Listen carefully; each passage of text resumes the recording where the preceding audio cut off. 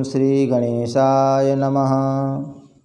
वागर्थाविव संपृक्तौ वागर्थ प्रतिपत्तये जगतः पितरौ वन्दे पार्वती परमेश्वरौ।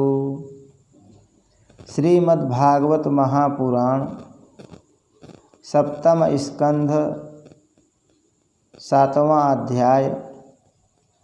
प्रहलाद जी द्वारा माता के गर्भ में प्राप्त हुए नारद जी के उपदेश का वर्णन। ओम नमो भगवते वासुदेवाय। नारद उवाच एवं दैत्यसुतैः पृष्टो महाभागवतोऽसुरः उवाच स्मयमानस्तां स्मरन् मदनुभासितम्।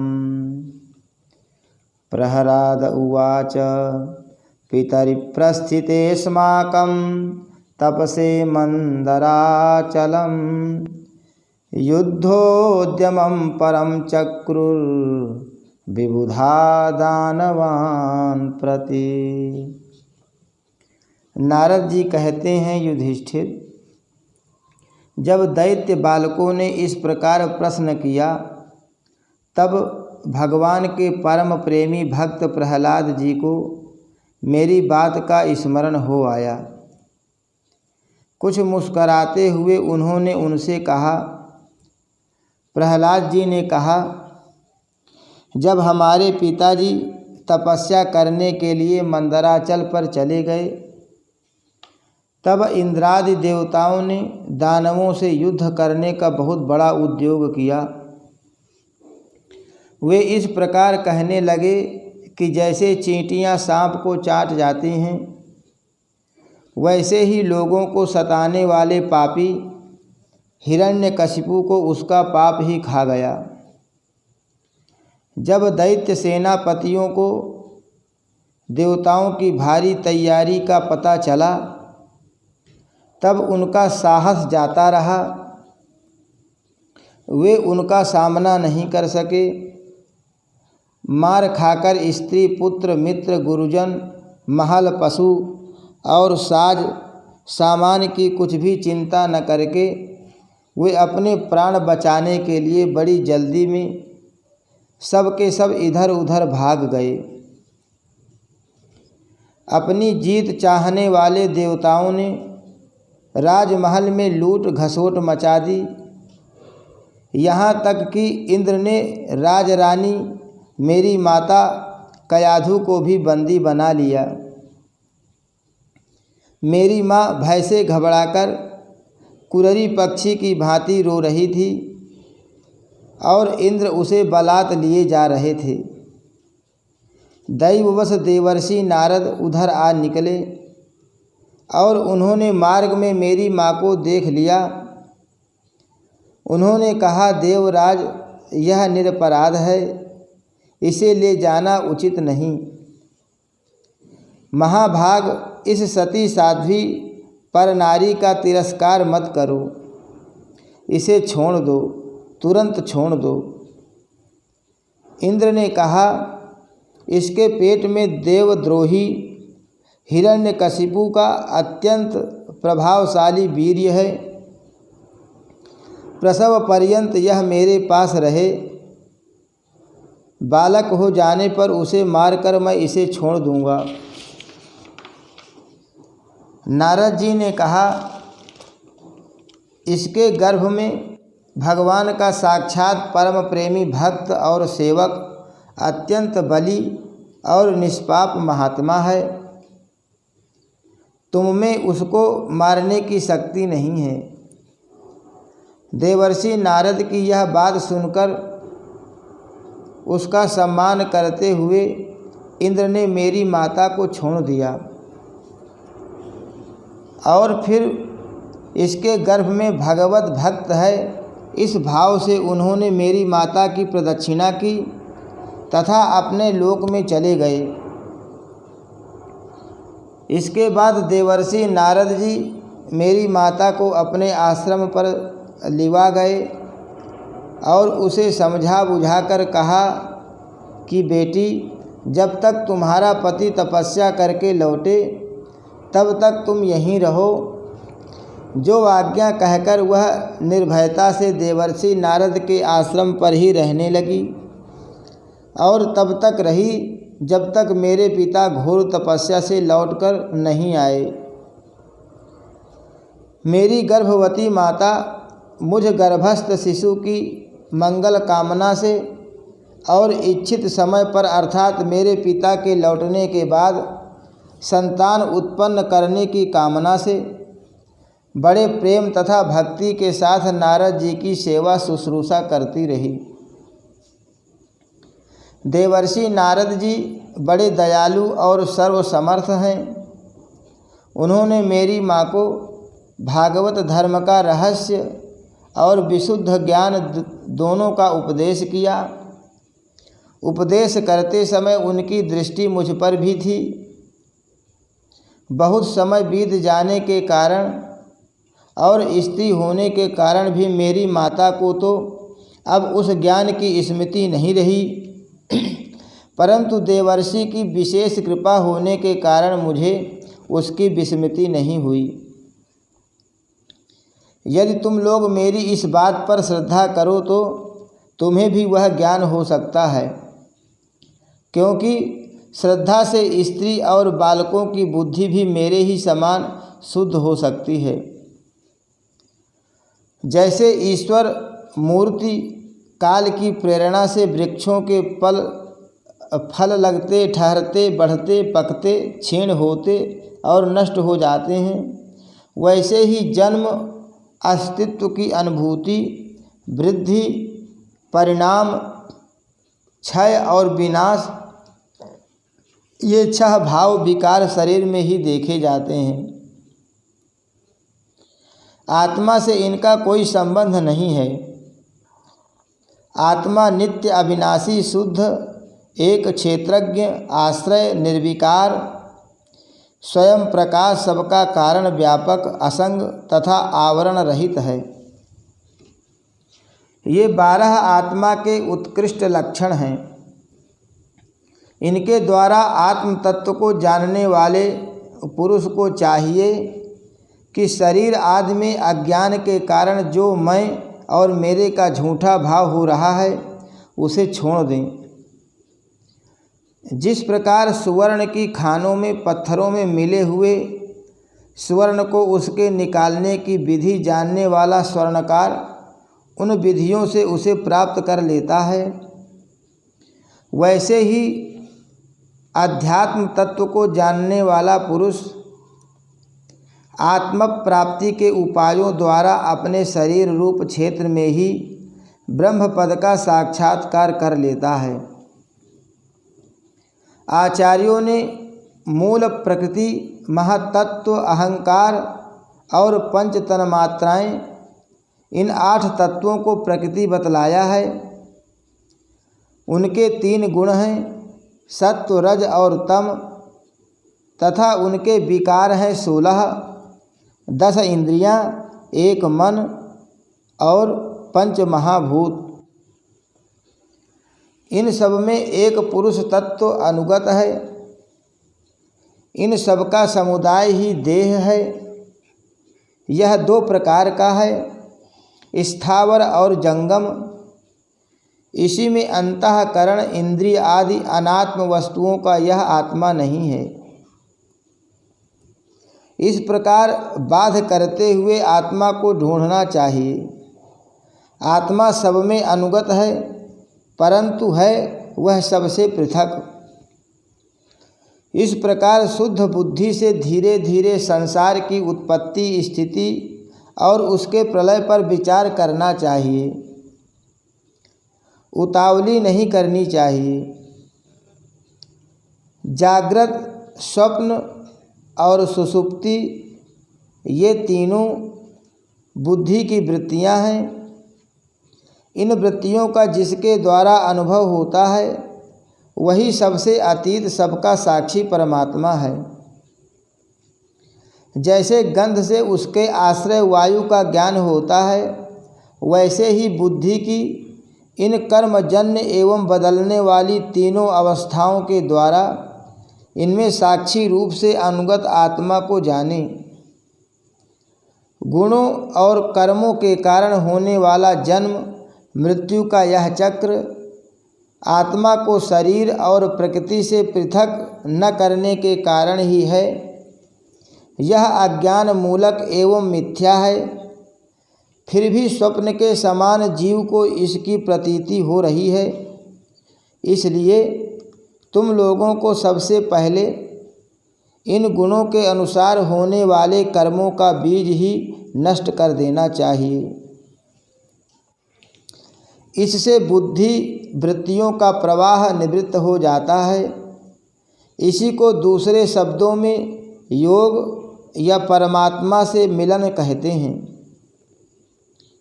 यूँ तो इन त्रिगुणात्मक कर्मों की जड़ उखाड़ फेंकने के लिए अथवा बुद्धि वृत्तियों का प्रवाह बंद कर देने के लिए सहस्रों साधन हैं, परंतु जिस उपाय से और जैसे सर्वशक्तिमान भगवान में स्वाभाविक निष्काम प्रेम हो जाए वही उपाय सर्वश्रेष्ठ है। यह बात स्वयं भगवान ने कही है। गुरु की प्रेम पूर्वक सेवा, अपने को जो कुछ मिले वह सब प्रेम से भगवान को समर्पित कर देना, भगवत प्रेमी महात्माओं का सत्संग, भगवान की आराधना, उनकी कथा वार्ता में श्रद्धा, उनके गुण और लीलाओं का कीर्तन, उनके चरण कमलों का ध्यान और उनके मंदिर मूर्ति आदि का दर्शन पूजन आदि साधनों से भगवान में स्वाभाविक प्रेम हो जाता है। सर्वशक्तिमान भगवान श्री हरि समस्त प्राणियों में विराजमान हैं। ऐसी भावना से यथाशक्ति सभी प्राणियों की इच्छा पूर्ण करें और हृदय में उनका सम्मान करें। काम, क्रोध, लोभ, मोह, मद और मत्सर इन 6 शत्रुओं पर विजय प्राप्त करके जो लोग इस प्रकार भगवान की साधन भक्ति का अनुष्ठान करते हैं उन्हें उस भक्ति के द्वारा भगवान श्री कृष्ण के चरणों में अनन्य प्रेम की प्राप्ति हो जाती है। जब भगवान के लीला शरीरों से किए हुए अद्भुत पराक्रम, उनके अनुपम गुण और चरित्रों को श्रवण करके अत्यंत आनंद के उद्रेक से मनुष्य का रोम रोम खिल उठता है, आंसुओं के मारे कंठ गदगद हो जाता है और वह संकोच छोड़कर जोर जोर से गाने, चिल्लाने और नाचने लगता है। जिस समय वह ग्रहग्रस्त पागल की तरह कभी हंसता है, कभी करुण क्रंदन करने लगता है, कभी ध्यान करता है तो कभी भगवत भाव से लोगों की वंदना करने लगता है। जब वह भगवान में ही तन्मय हो जाता है, बार बार लंबी सांस खींचता है और संकोच छोड़कर हरे जगत पते नारायण कहकर पुकारने लगता है, तब भक्ति योग के महान प्रभाव से उसके सारे बंधन कट जाते हैं और भगवत भाव की ही भावना करते करते उसका हृदय भी तदाकार भगवानमय हो जाता है। उस समय उसके जन्म मृत्यु के बीजों का खजाना ही जल जाता है और वह पुरुष श्री भगवान को प्राप्त कर लेता है। इस अशुभ संसार के दलदल में फंसकर अशुभमय हो जाने वाले जीव के लिए भगवान की यह प्राप्ति संसार के चक्कर को मिटा देने वाली है। इसी वस्तु को कोई विद्वान ब्रह्म और कोई निर्वाण सुख के रूप में पहचानते हैं। इसलिए मित्रों, तुम लोग अपने अपने हृदय में हृदयेश्वर भगवान का भजन करो। असुर कुमारों, अपने हृदय में ही आकाश के समान नित्य विराजमान भगवान का भजन करने में कौन सा विशेष परिश्रम है। वे समान रूप से समस्त प्राणियों के अत्यंत प्रेमी मित्र हैं। और तो क्या, अपने आत्मा ही हैं। उनको छोड़कर भोग सामग्री इकट्ठी करने के लिए भटकना राम राम कितनी मूर्खता है।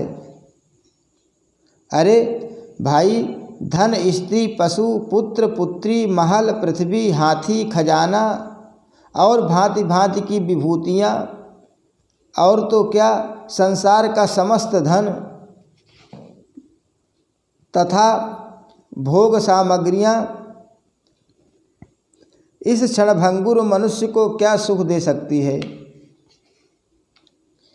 वे स्वयं ही क्षणभंगुर हैं। जैसे इस लोक की संपत्ति प्रत्यक्ष ही नाशवान है, वैसे ही यज्ञों से प्राप्त होने वाले स्वर्गादि लोक भी नाशवान और आपेक्षिक, एक दूसरे से छोटे बड़े नीचे ऊंचे हैं। इसलिए वे भी निर्दोष नहीं हैं। निर्दोष हैं केवल परमात्मा।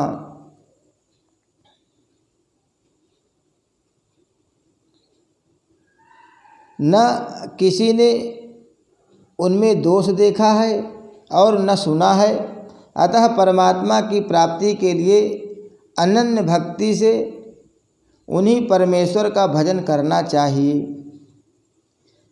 इसके सिवा अपने को बड़ा विद्वान मानने वाला पुरुष इस लोक में जिस उद्देश्य से बार बार बहुत से कर्म करता है, उस उद्देश्य की प्राप्ति तो दूर रही, उल्टा उसे उसके विपरीत ही फल मिलता है और निस्संदेह मिलता है। कर्म में प्रवृत्त होने के दो ही उद्देश्य होते हैं, सुख पाना और दुख से छूटना। परंतु जो पहले कामना न होने के कारण सुख में निमग्न रहता था, उसे ही अब कामना के कारण सदा सर्वदा दुख ही भोगना पड़ता है। मनुष्य इस लोक में सकाम कर्मों के द्वारा जिस शरीर के लिए भोग प्राप्त करना चाहता है, वह शरीर ही पराया सियार कुत्तों का भोजन और नाशवान है। कभी वह मिल जाता है तो कभी बिछुड़ जाता है। जब शरीर की ही यह दशा है, तब इससे अलग रहने वाले पुत्र, स्त्री, महल, धन, संपत्ति, राज्य, खजाने, हाथी, घोड़े, मंत्री, नौकर, चाकर, गुरुजन और दूसरे अपने कहलाने वालों की तो बात ही क्या है। ये तुच्छ विषय शरीर के साथ ही नष्ट हो जाते हैं। ये जान तो पड़ते हैं पुरुषार्थ के समान, परंतु हैं वास्तव में अनर्थ रूप ही। आत्मा स्वयं ही अनंत आनंद का महान समुद्र है। उसके लिए इन वस्तुओं की क्या आवश्यकता है।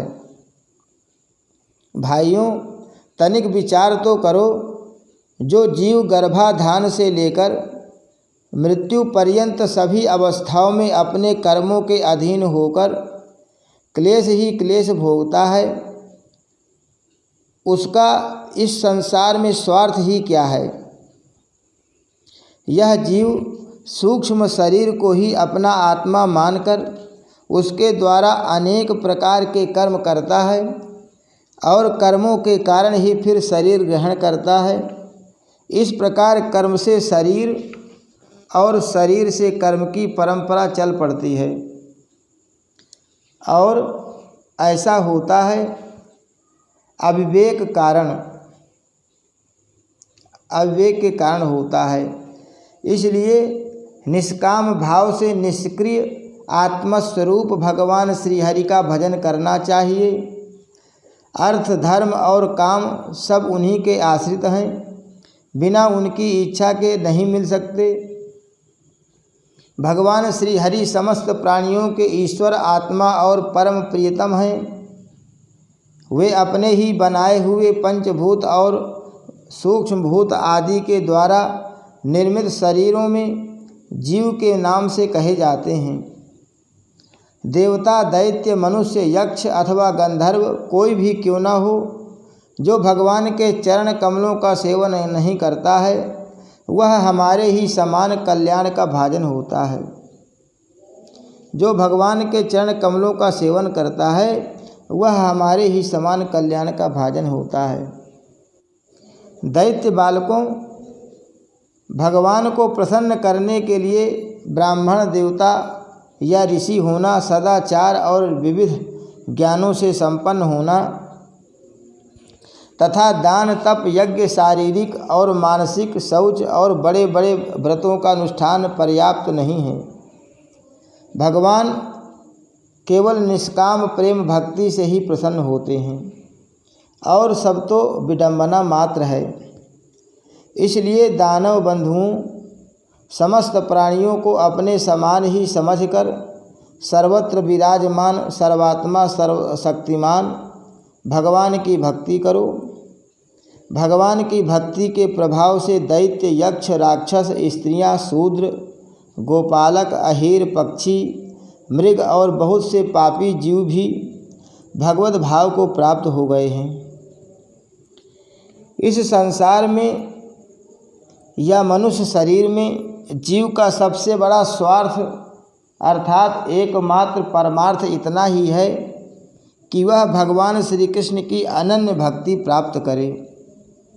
उस भक्ति का स्वरूप है सर्वदा सर्वत्र सब वस्तुओं में भगवान का दर्शन। हरि शरणम, श्री कृष्णार्पणमस्तु।